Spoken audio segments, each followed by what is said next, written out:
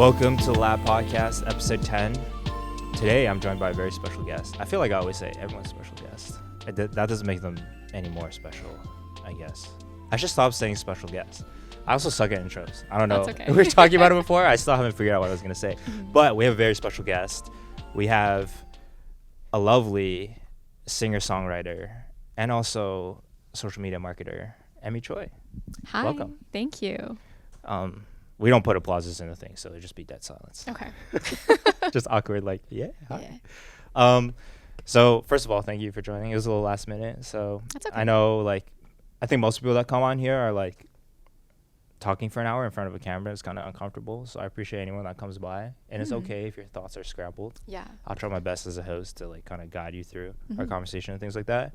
I will say, we were talking before we were rolling about like, I think Emi, like in terms of her accomplishments, I feel like you've kind of done a lot of things, and a lot of your accomplishments were like things you've done in life are like not direct, where like you can't like put a monetary or a numerical value on it sometimes. Yeah. But like a lot of your work through social media marketing, through your actual like job itself, and then obviously there's a more tangible way of viewing your success in your music and things like that. How do you really feel? Actually, no. What was I saying? Oh yeah, I thought you were a really good guest to come on because you're someone that I think is really experienced because your job itself is social media marketing, and I think is really useful, especially because you apply a lot of your, sort of knowledge and experience through your own artist career. Yeah. And I think a lot of people that are in the creative industry like don't really have marketing experience, or like there's just something that they just have to like pick up as they go, or like they kind of intuitively learn, but not necessarily like actually went to school for it, which you did yourself. So kind of like walk us through, your thoughts on how important, I guess, like your own experiences, like graduating with a degree in social media marketing, how that has helped you a lot grow as an artist and things like that.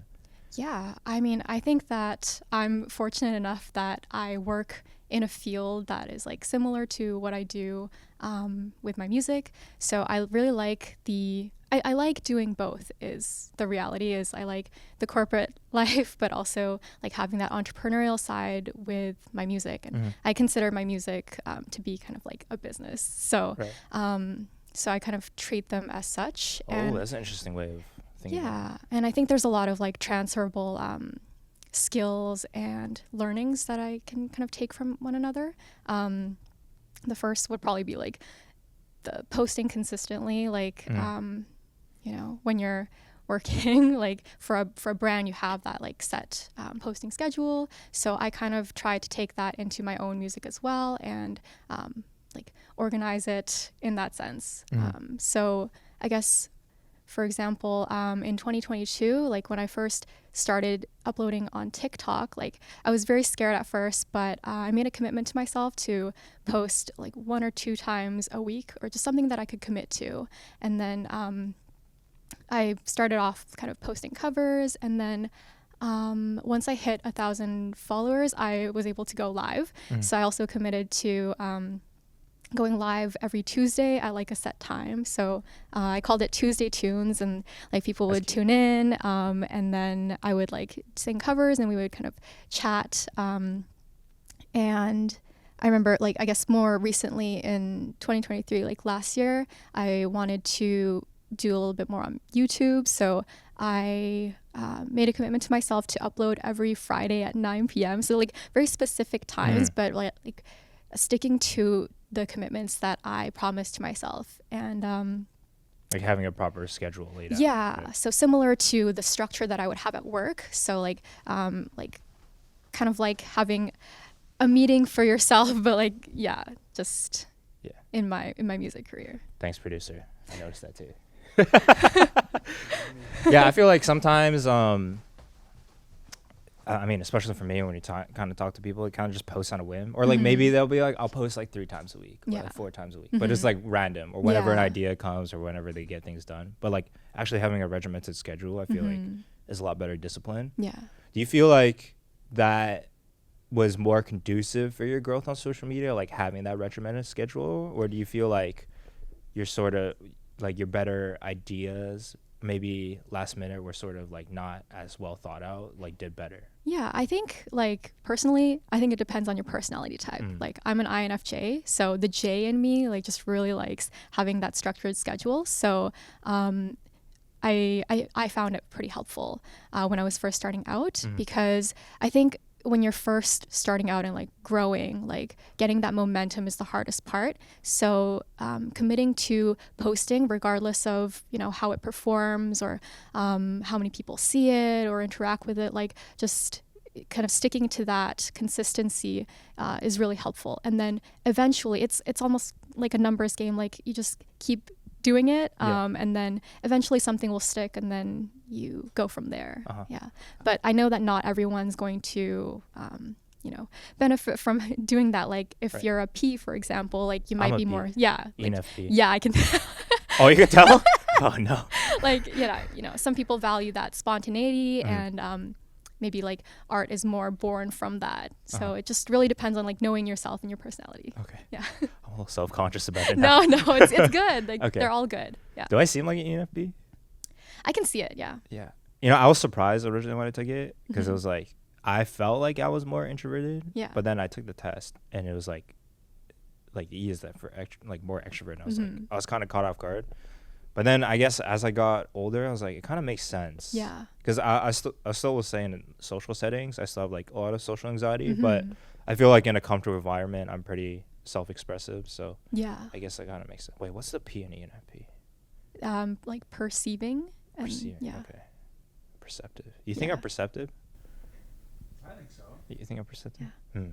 Low-key, like I forgot what mine is too. Like I haven't done it. Yeah, the personality test. Do you? Okay, I think they're relatively accurate as like a test itself, but do you actually believe like it's like what you get is like what you actually are? Because sometimes you have like these personality tests, and I feel like it's so general that like you kind of just they can say anything. Yeah, you just believe like it, right? it could apply to anyone. Yeah. But for me, like I think it's a good starting point to understanding who you are, because you got that result for a reason.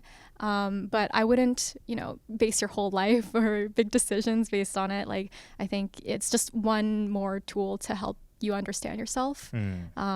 But yeah, don't like you're always changing as well. Like I remember I also used to be an E and then I changed to an I. Like everyone's kind of changing. I should redo it. Yeah, it's the beauty I haven't of done it. it in a Yeah. minute. That's a good idea. Actually, we kind of jumped into like right away into the meat of the thing. I just realized. How did we? I remember. I know we were you got to jogging my memory, my lack of short term memory. That like kind of invited you through the studio and we had kind of like a session, things like that. Yeah. How did we like? I don't remember how I found you. I'll jog your memory because thank you. I remember it was like in 2020 during the pandemic. Yeah. You followed me and I followed you back, and then I sent you a DM. I was like, hey, thanks for the follow. Like, are you the biosphere that was on this song? Okay. Because I was listening to that song and I recognized your like producer name. And then you're like, yeah. And then I found out that you were from Toronto, and I was like pretty hyped. Like, we love Toronto talent. And then I think you mentioned something about like your Waterloo friend that showed you my music or something. Which was Ethan. I think pretty so. sure. Yeah. Wow. What a crazy full circle moment. Yeah. Yeah. When Ethan was still going through it in school, you know. Yeah.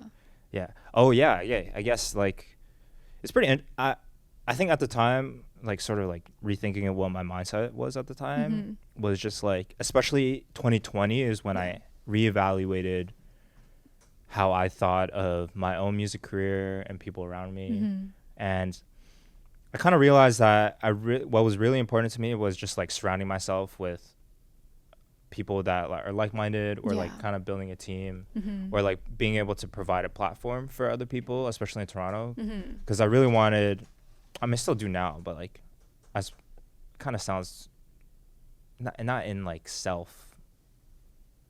it is kind of selfish in a way where I want to build a platform for other people to be able to express themselves and things like that. Maybe to make myself feel better about, you know, I think one of the biggest things I was struggling with at the time was just like, I think I was very selfish in my own career, and I didn't really spend the time to like help other people around me or like uplift them and things like that.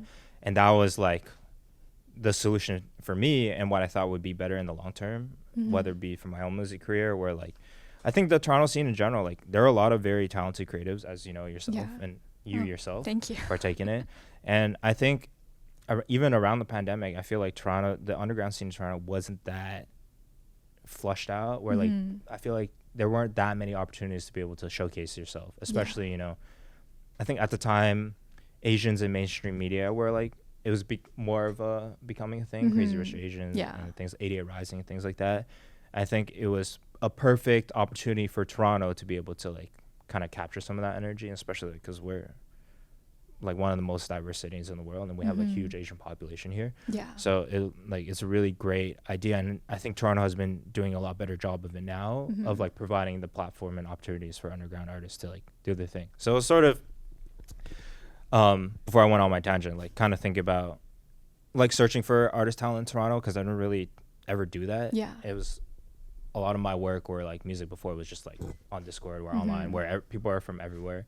And I didn't take the time to like look within. So I guess our sort of how we knew each other was like a symptom of that, you know, and a result of that. So yeah, it was pretty cool. So how did you like really get into music in the first place? Because you didn't do what I did, which is spontaneous, be like, I want to be a musician for a living, and like jump straight into it. You sort of went what we say like the traditional immigrant family life, when you go to school, or like a normal person's life, to be honest, at this point, where you graduated school, like got an actual job, and you kind of like dived into the creative industry a little bit later in your life. So like kind of explain your thought process behind all that. I mean, I think like from an early age, I've known that I love creating things from scratch, like seeing something that like an idea that I have come into life. Like that's something that really I was passionate about. And when I was younger, I would do like a lot of like DIY projects, and then like inventing my own things. And then in my early 20s, that kind of translated into like me dabbling in a lot of different creative endeavors. So I did like design, illustration, photography, like videography, which is where my like YouTube was kind of born from. So like I also did a little bit of music production, and of course music. I think music was really the one that stuck with me, because I realized I reached a point in my life where I had to ask myself like, okay, like, you know, it's okay to want to do all of these things, but what is it that you want to do long term that really brings you the most joy, that you want to master and like grow and invest into? So for me, that was being like a music artist, singer-songwriter, specifically like the songwriting part, because I really love the storytelling aspect, the lyricism, and how the melodies just kind of come together. So that's kind of how I not settled, but they just felt like fell this into is music. what you wanted to do. Did you find that like, was that like sort of, I mean, I think your actual job itself, like social media marketing, like is completely unrelated. Like music has social media marketing, or the creative realm has social media marketing, but it's like not the other way around, where social media marketing, I mean, you do have to be creative in a sense, right? But you're not necessarily like doing music per se. So like I guess like within your dabbling of like a lot of different things, like what stuck out the most for like that music part? Were you someone that like sung a lot, or like was infatuated with music and singer-songwriting? That's a great question. So I actually didn't really discover music until a little bit later in life. Like my brother was the one that introduced me to music. Like he helped me fill up my first MP3 player with all the hot hits from the 2008 that era. And that's kind of when I first started listening. And then I remember he also had a guitar, like an electric guitar, and he taught me one song, and I play that song over and over again. What song? It was "Don't Cry" by Guns N' Roses. Wait, that is a good song to learn. So after that, I kind of dabbled in my own like guitar journey. So at that point, I didn't sing; I just played guitar. So at that period of my life, I was maybe in like middle school, I guess, and I was really into video games like Nintendo, Pokemon, Zelda. So I would learn tabs for the music, the score, in in those video games, and that brought me a lot of like joy and comfort, I realized. Yeah. And that's something that I want to bring into like the music that I create today, is that sense of comfort, nostalgia, belongingness. So that's like the music side. And then for the singing, I think when I first started singing, it was like more to practice my English, because English is my second language. I wouldn't be able to tell. Thank you. I mean, it's just straight up better than mine. Yeah, I came when I was like pretty young, so I'm comfortable now, but maybe it's because I practiced the singing. Right. Yeah, so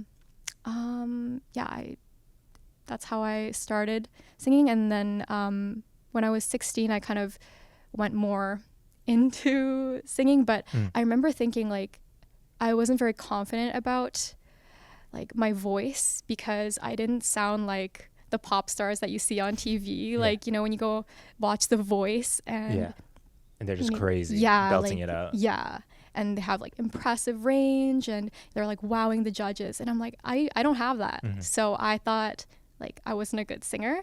But it wasn't until I discovered kind of like jazz music, R&B, like there's so many different styles of music that you can kind of venture into. So like Nora Jones, I guess like now more recently, like Leve, that kind of softer jazz genre that I'm really interested in. And she's incredible. Yeah. So I think seeing more inspiration from artists that sound more like me, that gave me a little bit of confidence. And yeah, it helps a lot to see like when I was growing up too, there was like when I was looking at like instrumental hip hop and things like that, like it was actually a huge help that New Jobbies was like someone I really looked up to, because it's just like someone that I felt like I didn't really live their life, obviously, like growing up here, but someone that I can look up to and be like, they can do it, like I can do it too, sort of idea. So I can understand how that builds a lot of confidence. I think it's interesting because I feel like, and I'm sure you met yourself, a lot of people in this industry had discovered their love or passion for a certain creative industry, let's say music specifically for us, like on a lot earlier of an age, and like this is what I want to do, like they've been doing it their entire lives. So it's really interesting hearing it from the perspective of someone that like found their love for it or wanted to do it or committed to doing it a little bit later in their life after like working an actual 9-to-5 job. You know, so how do you find, I don't know if you ever felt like insecure about it or things like that, but how did you sort of find your own place in the music industry, you know, find your own voice and things like that? Yeah, I mean, I sincerely believe that everyone has something special to offer, like regardless of your background, your age, etc. So I think it's just about, you know, being comfortable and confident in who you are, and knowing that all those experiences that led you to this point, like they make you like the mosaic that you are. So I think for me, like I try not to think about it like, I know that comparing yourself to others is like really hard. So I try to just pave my own path and know that like it's okay to be like different. And I think your life experience probably helps you a lot.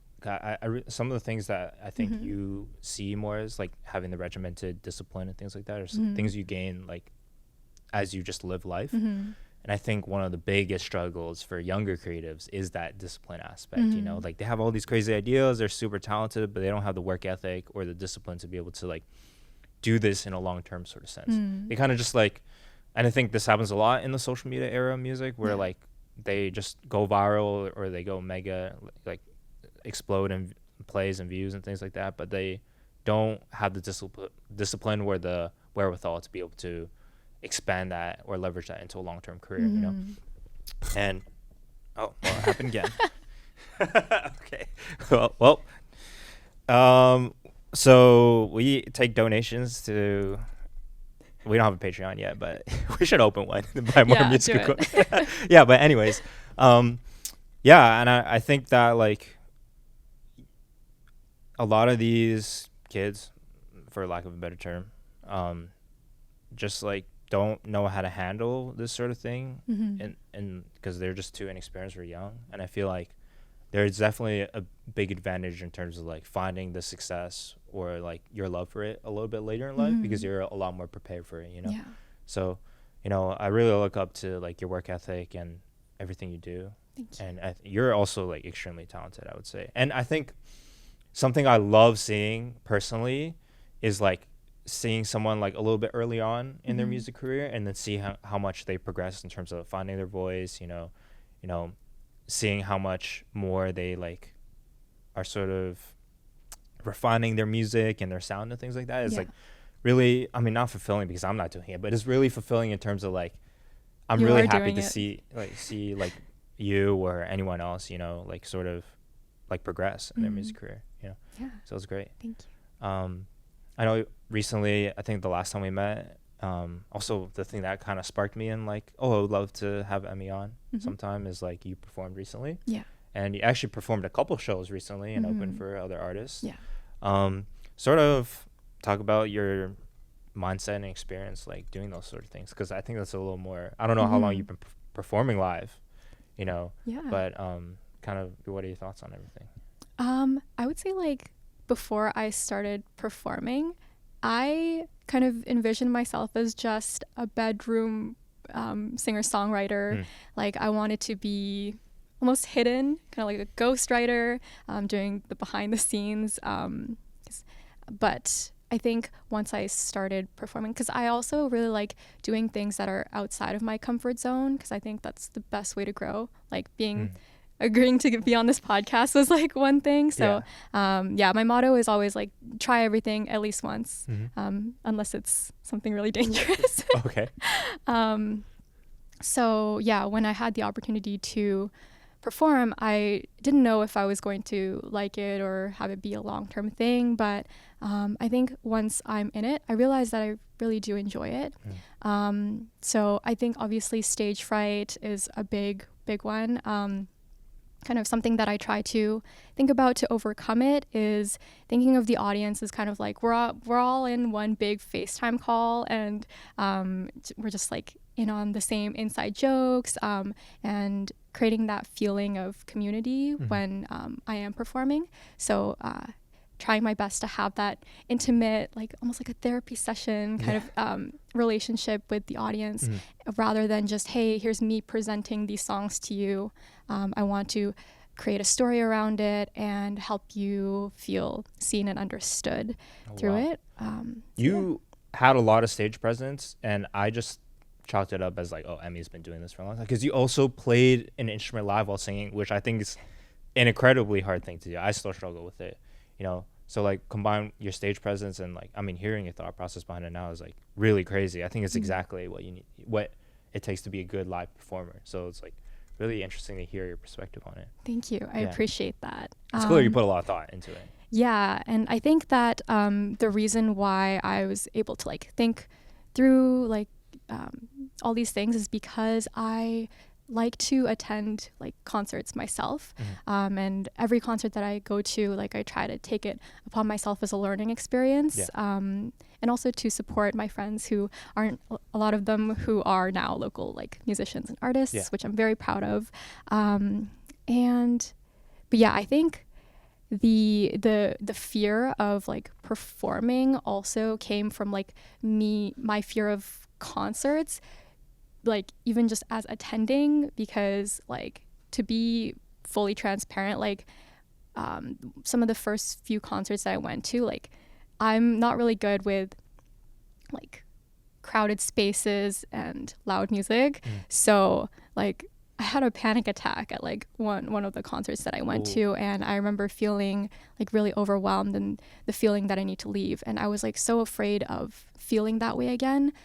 So I found it hard to go to different concerts, but I think kind of these smaller venues where, you know, you feel like you're part of the experience, and like that's really helped me to like push myself and meet more people and have fun in that way. That's great to hear. Yeah, I do agree that like it is actually really nice, and it's something I noticed when you like see an artist a little bit earlier in their career, like it's a smaller venue, more intimate, Yeah.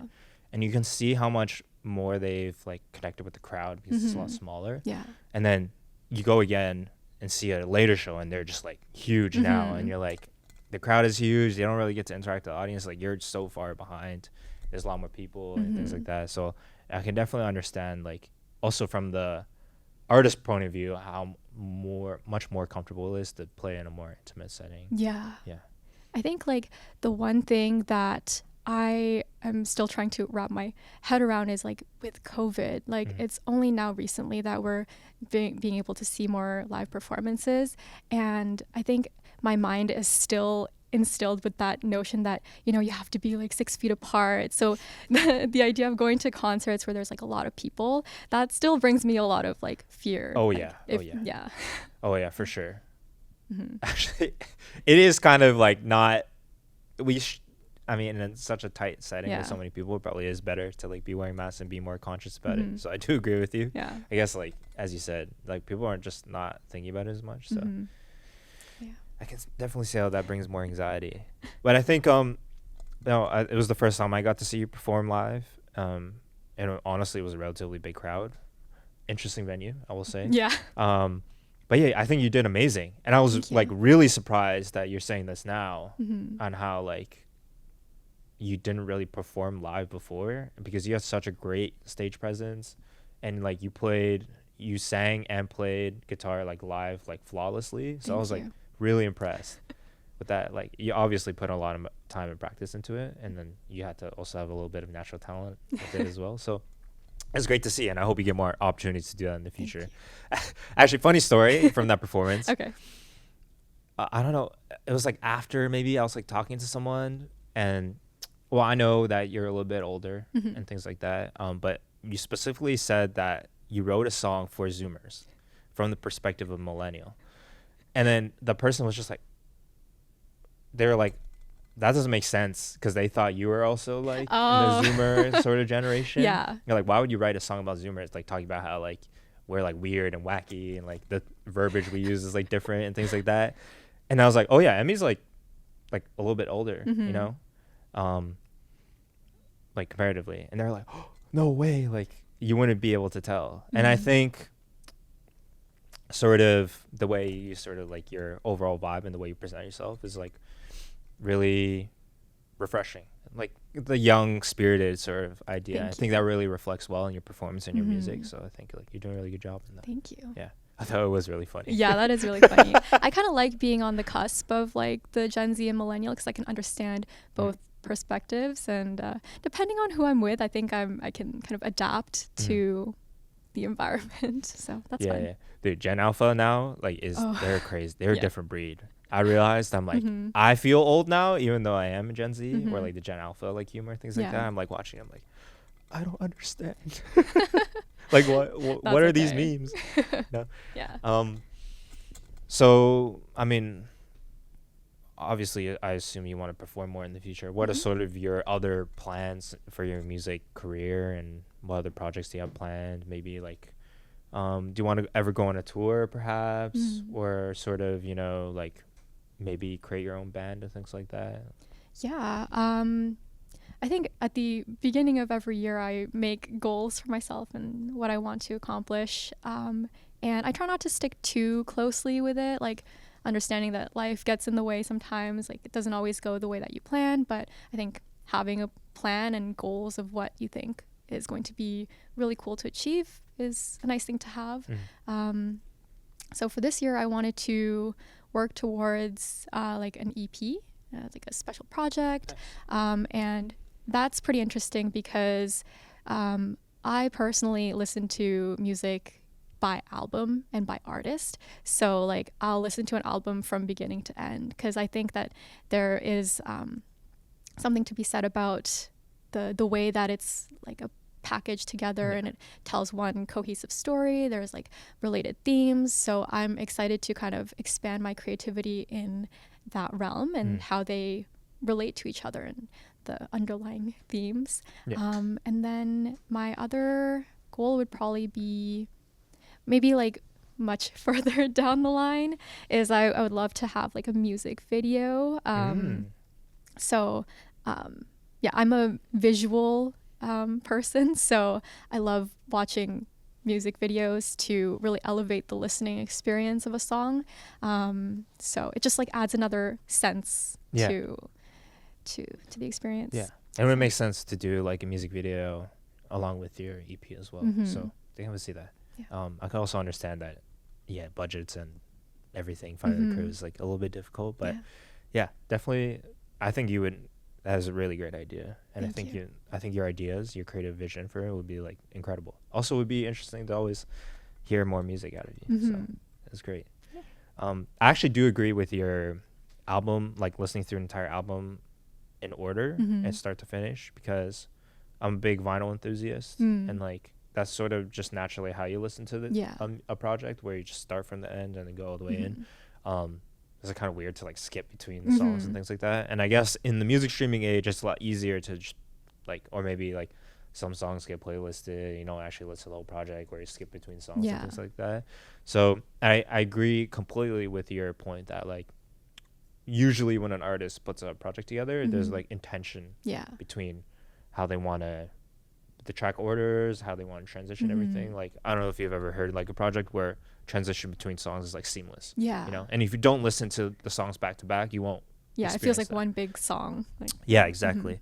So that's also something I think about when I make my projects, where it's like, okay, how am I gonna paint this sort of story or world building in a sense? Because I love video games as well. So it's like really interesting to like be able to transform your sort of what you want the listener to experience and then like put them into that world, whether through a track order or like transitions and things like that. So I completely agree. It's a really great idea.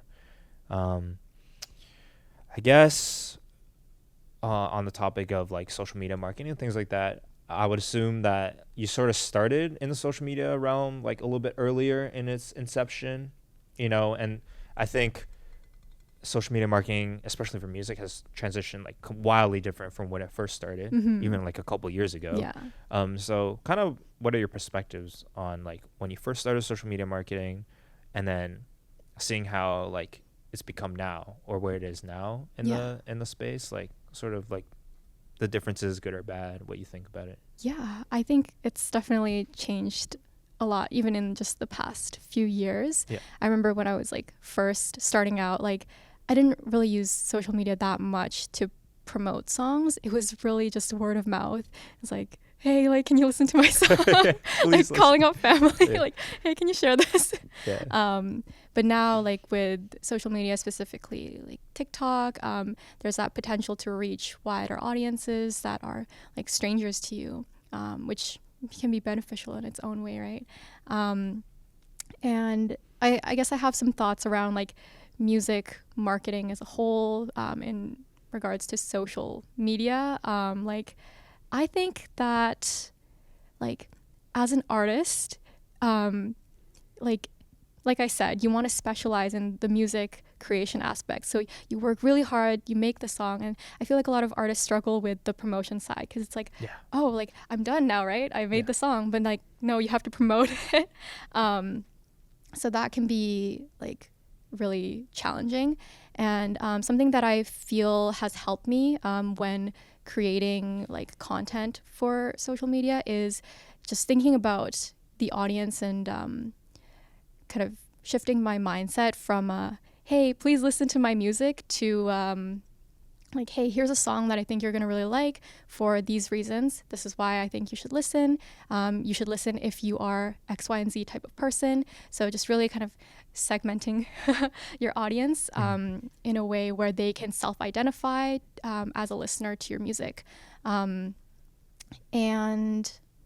yeah, I think in business it's called like WIFM, or like what's in it for me. Okay. It stands for that. Like, I've never heard of that word. Okay, it's an acronym. Right. So I try to think about like what's in it for the listeners when they're listening to the songs. And I thought it was a decent nut joke for a second. My brain is so fried. Holy, that's like with them. I'm like, I'm not gonna get got by this. That's a good one. Yeah. Yeah. I mean, as you said, I think it's changed wildly over like especially past few years, and with the introduction of TikTok and one TikTok can go viral and you have your music career just Yeah. like that. And it was really interesting hearing that, like, being more intentional with your promotion, Mm-hmm. because I mean, even for me, sometimes I'm just like putting ideas out there and not really thinking about it. Mm-hmm. But I can definitely see where the social media marketing or marketing background comes Yeah. from, you know. What else do you think like helps a lot when it comes to like structuring your content and promotion and things like that? Because like you have the general, like, as you said, like, this is why you should listen, or I have a song and I think you would like it Mm-hmm. if you're this type of person, things like that. What other sort of strategies do you think would help in the promotion aspect, especially for newer artists? Yeah. New artists. Yeah.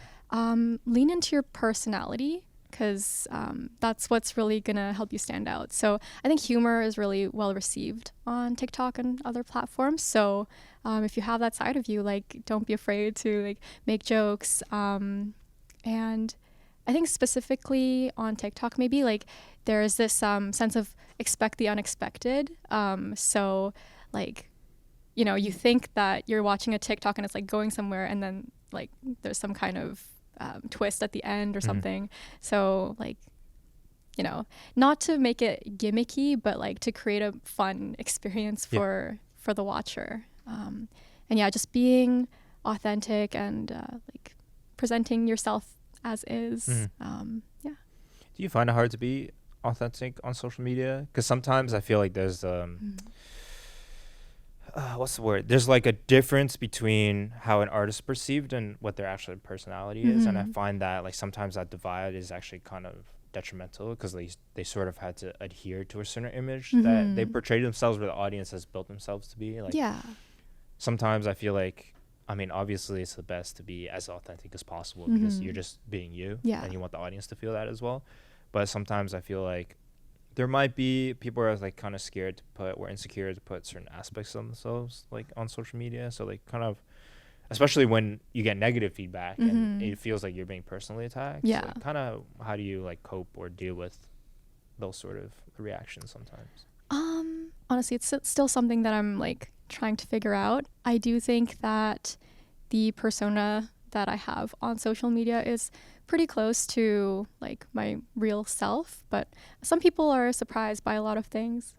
For example, like they're surprised at how like tall I am. Like apparently in photos or videos I give off very like tall person energy, but I'm actually not that tall. Yeah, I mean, So, you're fine. Just little things like that. Yeah. But yeah, I know that like social media, it's kind of like a highlight reel for everyone. So it's hard to, when you compare yourself to other people's highlight reels. But I try to infuse my content with like a little bit of realism. So like not just sharing the wins, like you should still share your wins, but also some of the struggles. Because I think that that's what people can relate to, and that's what creates like the authentic community. Yeah, that's a good idea. I mean, along that topic, what other advice do you have for like up and coming artists? I mean, young, older, and things like that. What kind of advice do you have for people who kind of, maybe they were working just a normal job and they just recently found their passion for creatives and things like that? What sort of advice do you have for them to get started, or like, you know, to help them grow or get along with their careers and things like that? Yeah, I think like from a mindset perspective, just believing that it's never too late. Like this is the perfect time to start. So just going in with that first and foremost. And then I would say like if you start now, like you're kind of at an advantage because of the abundance of like so many talented people, especially if you're in Toronto, like the growing kind of creative community. Like surround yourself with people that are like similar to you but also different. And yeah, like find your people that you can like really trust and rely on, and like make some cool stuff together. Yeah, that's really great advice. Just to like sort of expand on some of the ideas, it's like I do completely agree with surrounding yourself with people that are like-minded, but also like have like different creative ideas or have different skill sets, because they all make up for, you know, one of the biggest problems I had was just like I knew things I lacked, but I didn't fill that gap with other people that can help me like elevate whether my craft or like my idea or execute my ideas the fullest. And then I just like kind of either half-assed it or was like too scared to execute it because I felt like I was lacking in certain things. And something lab really helped me, which you have the shirt on, which is which is dope. That like a lot of things I'm not as good at or like some of my shortcomings that I have a team of people that can help me like plug those holes or support me in things that I can't really do myself or don't know or not good at. And it is really important to not feel like you have to do everything yourself, like it's okay to ask for help or rely on other people and ask questions because that will help you grow in the long term. And what was the saying? We said it so many times on this podcast. Go fast, go alone, go far, go together. So it's really important to like don't, as selfish as I was in the beginning of my career, I realized that like you'll have a lot more success or a lot longer of a career if you just elevate people around you. Like you don't want to be the person on top like with all the money and fame and there's nobody around you that like you can trust or like for sure is on your team, is on your side. So it's really important, as you said, to like find those sort of people, especially now when you're growing and things like that, to like put everything together. So it's really good advice. So sort of I guess like closing remarks. I'm sorry. I realized I was like trying not to like say you're old because you're not that much older than we. I mean, kind of, it's okay. But I'm not like sort of. I think your perspective on it is really interesting because I also come from the idea that like I knew I was going to do something in music my entire life. Like I love music. I was doing it through elementary, playing in bands, in high school, like performing live and things like that. So like,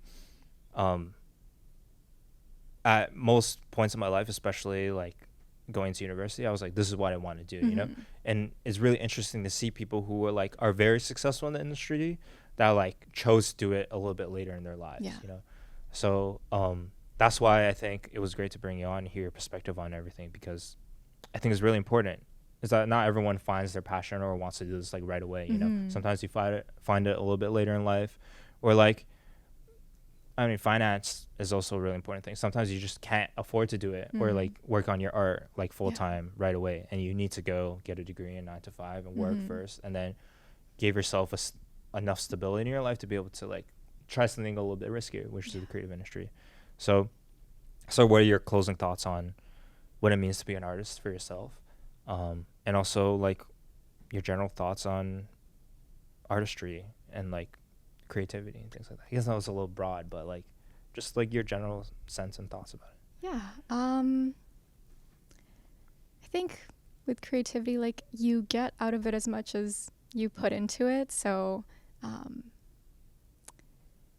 like you can invest as much time and energy as you want, and then I'm not sure how to close it off. I guess like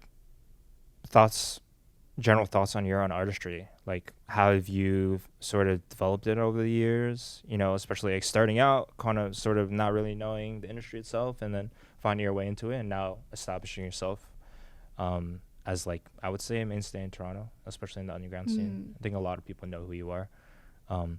So like how do you kind of summarize your whole like journey up until this point? Let me think about it.